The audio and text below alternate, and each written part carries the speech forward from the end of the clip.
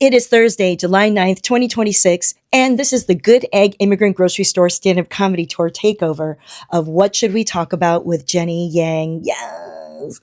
And today is a Solosode. That's right, because I am packing today. We're heading out in the grand horizon of the Midwest for my Midwest leg of the tour. So today might be a smidge shorter than a usual episode, but man, we got stuff to talk about, okay? Holy cannoli schmanoli. On today's agenda. Number 1, good egg updates. Number 2, summer vacationing with white people.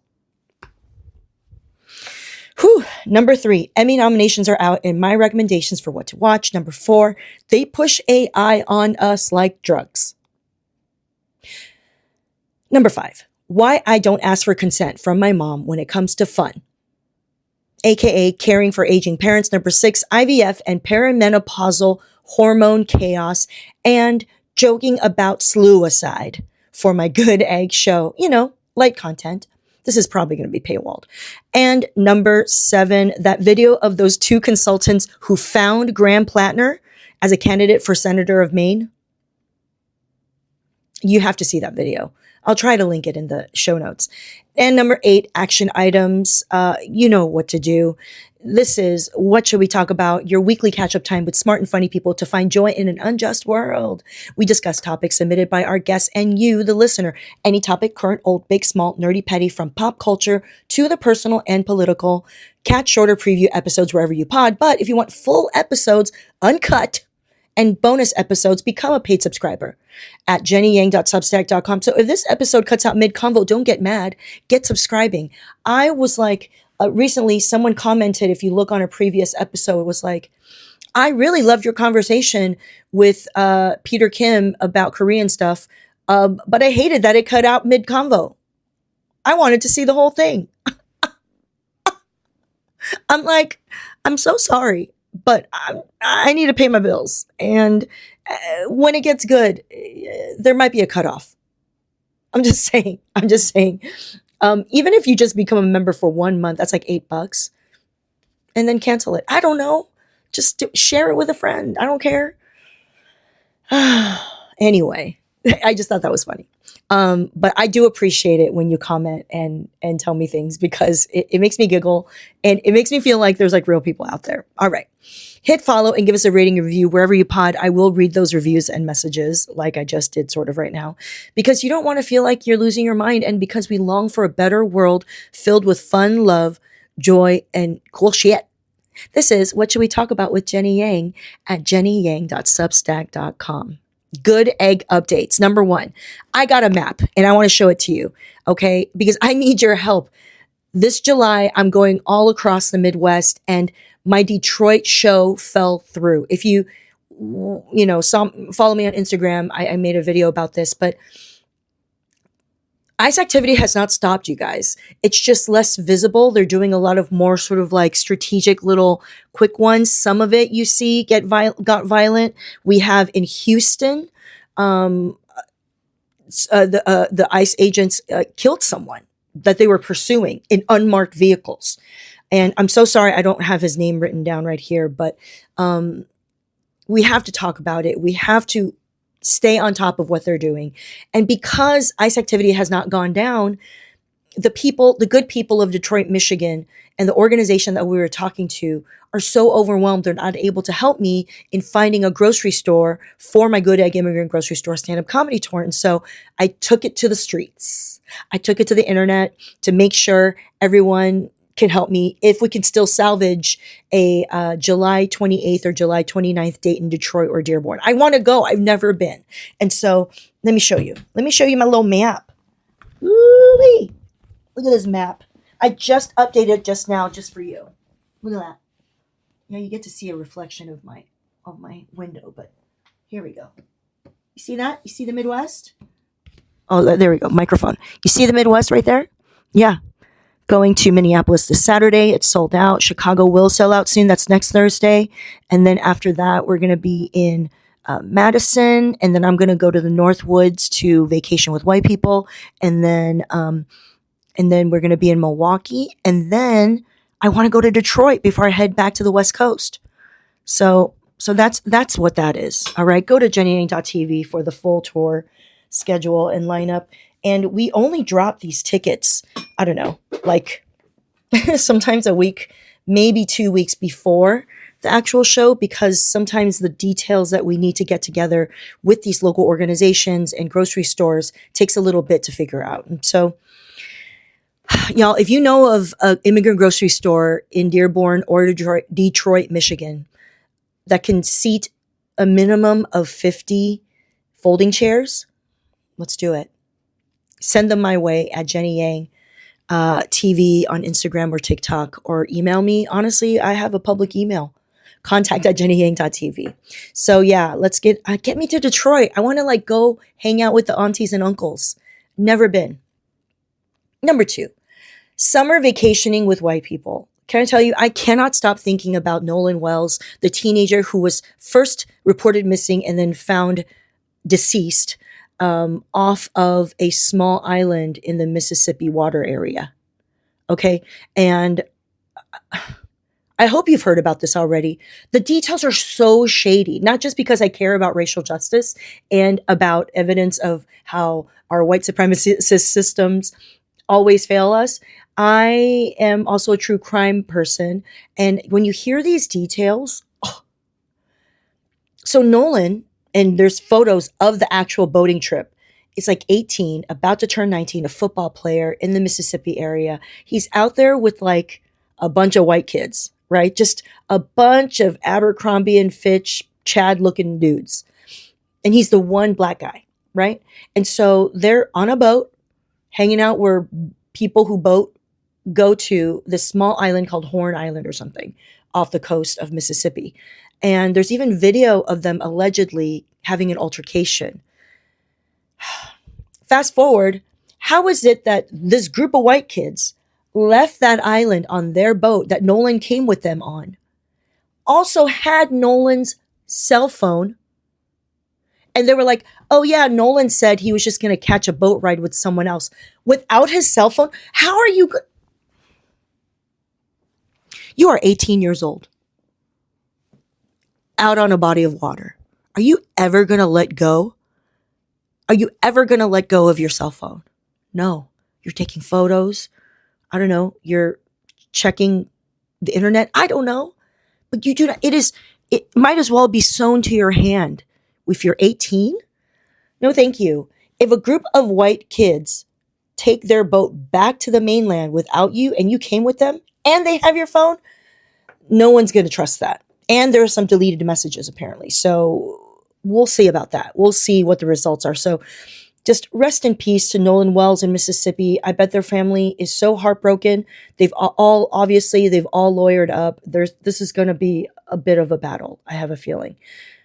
Now, I got into the side of TikTok, by the way, where the conspiracy is all of these mysterious hangings off trees of black folks, of random black folks who are just around a bunch of white people and then they die.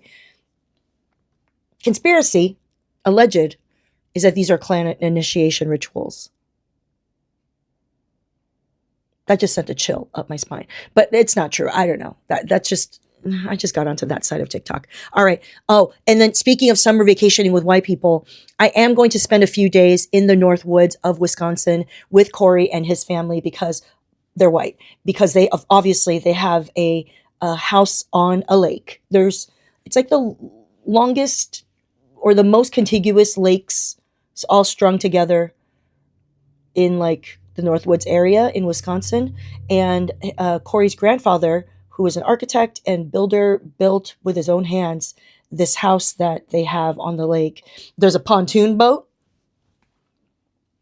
We make a bunch of turkey sandwiches and then we get in our swimsuits and then bring a bunch of beers or drinks. We scoot out on the pontoon boat to an area called a sandbar, and you just kind of park where there's a sandbar, which means you are knee to waist deep in water because you could stand on the sand in the middle of this lake, and then you like drink White Claws and throw around a Frisbee. That's what they do all day. And then you come home, you like cook and eat and maybe play games and drink. Apple pie shots. Oh my God. Just high proof alcohol mixed with some weird apple liqueur stuff. I don't know. It's a whole different culture. I will report back. Here's the thing. When you grow up an Asian immigrant, maybe other immigrants relate to this. If we're going to be out in the country, of course we're going to 100% be cooking and bringing our own food. But the other thing is, if we're going to get onto a vessel to go out into a body of water, we're coming back with dinner. Okay, I do not know any Asian who just goes out onto a boat and doesn't bring any equipment to either go crabbing or fishing. You're telling me you just show up, get tan lines, drink alcohol, risk an alcohol-related accident on water, and that's all you do? All right. Yeah. I'm learning to hang out. I might bring a book. How are you gonna vacation and not do something productive? Number 3, Emmy nominations, real quick. These are my recommendations to watch. I know you all have valuable, scarce time, and I personally love watching TV for both my job, because I love it, and also I need to know what's out there. And the nominations for the 78th Primetime Emmy Awards were announced on July 8th. The ceremony will take place September 14th, broadcast live. And these are some notable nominations. I'm just reading the Wikipedia. The leading programs that have gotten nominations, number 1 is The Pit on HBO, got 25. The Hacks, also on HBO Max, got 24 nominations. Widow's Bay, Apple TV, got 19 nominations, and it makes me so happy because Widow's Bay is so good. Widow's Bay is a perfect little, moody thriller horror genre vibes that's very Stephen King, but that's also so funny because it's like satirical. If that makes any sense. It's also because it's written and created by Kate DeBold, who essentially was a huge part of Parks and Recreation starring Amy Poehler. And if you know anything, Widow's Bay is basically Parks and Rec, but dark. So Matthew Rhys is one of my favorite actors. You have to watch Widow's Bay if you can. Honestly, Apple TV is really crushing it with the kind of quality programming that they have. They're really letting these shows develop and be really good. So watch Widow's Bay. Beef on Netflix. I actually really enjoyed season 2. I know some people were kind of feeling which way, this way and that about it. Season 1 is hard to top because it felt so fresh and different, starring Steven Yeun and Ali Wong, and it was just a different bit of tension that they built for season 1. Season 2 of Beef, still very enjoyable. Charles Melton, so watchable. Some key categories: Outstanding Comedy Series, Abbott Elementary on ABC, The Bear on Hulu FX, Hacks HBO Max, Margot's Got Money Troubles on Apple TV, Nobody Wants This on Netflix, Only Murders in the Building on Hulu, and Shrinking on Apple TV and Widow's Bay on Apple TV. Of this group, just some notables. They're all great, I'm sure, because I haven't watched all of them. Shrinking on Apple TV is one of the only shows that I feel like has been dealing with grief that really emerged out of the pandemic. And the pandemic is such a time of tremendous grief. Essentially 1 million people died of COVID. Just like that, just got disappeared. And so I don't think we've really reckoned with that. And to me, the final season of Shrinking was so moving. And it really blossomed the premise of the show, which is this middle-aged guy, Jason Segel, lost his wife to a car accident, and he's dealing with that grief. And he himself is a therapist. And so you kind of see the tension of what it means to kind of see this man spin out. But the way that the show portrays his support group, his family, his community coming together to support him and to go through the grief process together is so amazing. It is a little bit aspirational too, because they all live really cushy lives in a beautiful Pasadena or South Pasadena neighborhood. Gorgeous. So I just want to shout out Leland Bowden, who is my dear friend, who plays the dead wife. Perfect candidate for dead wife because she's so gorgeous and so funny. And then Jessica Williams really moved me with her acting. So yeah, watch Shrinking. That's my main recommendation of this group, other than Hacks. I need to catch up on Hacks. I'm a comedian. It's about women in comedy. I need to watch it. So I haven't finished. Outstanding drama series, The Diplomat on Netflix, The Gilded Age on HBO, A Night of the Seven Kingdoms on HBO. I don't know what that is. Paradise on Hulu, The Pit, HBO Max, Pluribus, Apple TV, Slow Horses, Apple TV, Your Friends and Neighbors, Apple TV. Outstanding drama series, I need to tell you right now. The Diplomat on Netflix, so good. Carrie Russell, I love her as a sort of like frazzled political operative, never running a brush through her hair. The Diplomat, I love because it's like that kind of fun drama thriller intrigue. And it's kind of funny because they all have little barbs for each other. The Gilded Age, love. Shout out to Morgan Spector, a previous guest on this podcast. Please go see Railroad Daddy and my conversation with him in his Hudson Valley on location podcast episode. So good. It's just so fun and such low stakes drama. So you don't have to think about your own life. And beautiful gowns, gorgeous gowns. I don't know what A Night of the Seven Kingdoms is. Paradise on Hulu, love it. It is like if you enjoyed This Is Us or Parenthood, sort of that whole team that created those shows, like that sort of juicy adult network melodrama. Imagine that, but grafted onto an incredible sci-fi premise, apocalyptic sci-fi premise. Also, Sterling K. Brown, hot. Infinitely watchable. I've talked about Paradise in a previous episode. Watch Paradise. The Pit, very good. Very good. It's kind of comforting to see like emergency room doctors know how to solve problems. It's satisfying. Slow Horses. This is the one that not a lot of people know about.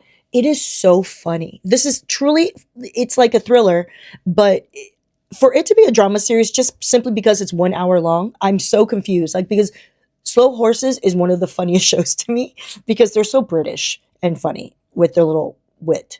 And that's it. Slow Horses. Your Friends and Neighbor, I did enjoy that on Apple TV. It's starring John Hamm. And it is yet another middle-aged man who's crashing out. And so I don't know how many I can recommend if I'm already recommending Shrinking. It's just my internal quota for recommending middle-aged white men who are crashing out. But it's very good. Hosted by Mariska Hargitay, the ceremony, okay? The Emmys hosted by Mariska Hargitay. I love that. I'll be enjoying that when it is broadcasting live on September 14th. Now, oh, by the way, separately, last weekend of September, I'm planning to record my first 1 hour special in LA. Save the date. I don't know where it's going to be. Number 4, they push AI on us like drugs. Do you notice that? Remember all of those like teachings, like just say no to drugs, whatever, dare to say no to drugs. AI is using the same messages that drug dealers use. Just try it. You'll like it. Just try a little. Everybody's doing it. You don't want to be left behind. Oh, you don't want to be the odd man out.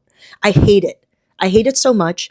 I actually got into an argument with Corey, my guy Corey, about it because he loves being an early adopter on a lot of things, including me. But for AI, I'm much more judicious about how I try to let AI into my life. I understand it. Trust me. I'm an informed decision maker, but I don't want AI to summarize my emails. AI already made the Google search bar shittier. And it has made, if you notice this, when they turned on AI for Google search within your emails, also made that search shittier. So anyway, for now, I'm just judiciously choosing when and if I use AI. Corey. Number 5, why I don't ask for consent from my mom when it comes to fun, caring for aging parents. I highly recommend this. Here's the thing. When you grow up with immigrant parents, there's already what is called an environment of asymmetrical information. All right. This is an economics term. When you have more knowledge of the American culture that you live in than your parents, you have more power. And unfortunately, when your parents don't get it, quote unquote, as a teenager, when you're an immigrant kid, the way they don't get it is like next level. So in a way, I think for a lot of us who are immigrant kids, we had to grow up making a lot of executive decisions and be way more responsible for our lives independently than a lot of other kids. And so I have been used to having good judgment about my life without my parents' input all my life. And so it's messed up because obviously consent is sexy, especially when it comes to dating. But when it comes to consent around like an aging parent, I feel like it's so delicate because obviously you want your parents to be able to decide their future. But what happens if you know them better than they know themselves? Or it's almost like you become the parent where they become like a child, and you honestly, in a paternalistic way, have to like know them better than they know themselves. So for example, every time I'm going somewhere for work or for fun, I try to think about, can I bring my mom? Because she is just able enough to walk around still, because every day her exercise is to walk 30 minutes after every meal. She's also diabetic, so this is a part of her practice, which is so great. But she has no muscles, so she's still a little unstable. She's had a couple falls, and we don't like that. So she does know how to walk on flat land. And that's why whenever I travel, I'm thinking, ooh, I wonder if I could bring mom. And every single time I have asked her since my dad died in 2021 to come with me because I want to give her something to live for instead of just sitting there and, I don't know, doing whatever she does and not interacting with people. I invite her to come with me. So a year after my dad died, I took a big trip to Europe and I took my mom with me, and it was so great. And I really needed to convince her to the point where I just have to say, no, you're going to do it. And then she'll be like, no, you're going to do it. No, you're going to do it. No. And it needs to go literally. It's like this weird game we play where she just says that like 5 times, different excuses. And I just say, no, you're coming. And then when she like accepts it, once I've like dominated, like just sort of dommed her a little, then she's like, okay. And then she's like, thinks about preparing. And then we had a great time. It was truly one of the most memorable trips I've ever had. And it was with my mom, experiencing Europe, a lot of Europe for the first time. It's where I got obsessed with making pizza on my own, high hydration pizza dough, Neapolitan style. So much so that I want to write a movie about my trip with my mom. I forced her to come with me to New York when I was touring, and she had fun. I wanted her to come to New Orleans when I just went to New Orleans, but it was a little too complicated, and I don't just brute force it. So she was like, oh no, if I'm not like traveling on the plane with you, then I don't want to go. I'm like, okay. But literally every time when I've made the judgment, like, no, this will be good for my mom. We go, we have fun. She always comes back and is like, yeah, that was worth it. It was fun. Sometimes you can't ask for consent from your aging parents is all I'm saying.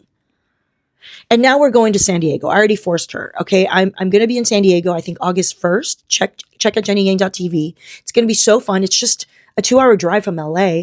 And we're going to go eat good, like fresh killed chicken. I know that sounds gross, but like, we're going to be connecting with a Vietnamese family who runs these like live poultry, Asian style things, which if you don't know, Asians, we get our chicken in a different way. So it actually tastes like chicken. It's a whole thing. Not that like big Tyson stuff. So, I'm going to take her down there so that we could have like a chicken feast, and, she can enjoy the show and whatever we're doing in San Diego. So yeah. We had to do this to survive. And now that I'm older, I feel like there is still some time when you can just be like, I'm not asking for consent on this, Mom.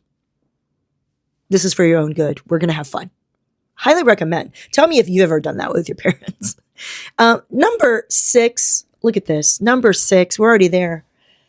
Ooh, this is kind of a heavy one. But I wanted to talk about it because I've been struggling to write about this for my stand-up comedy show. I'm figuring it out, but IVF and perimenopausal hormone chaos and joking about Slew-uh-side.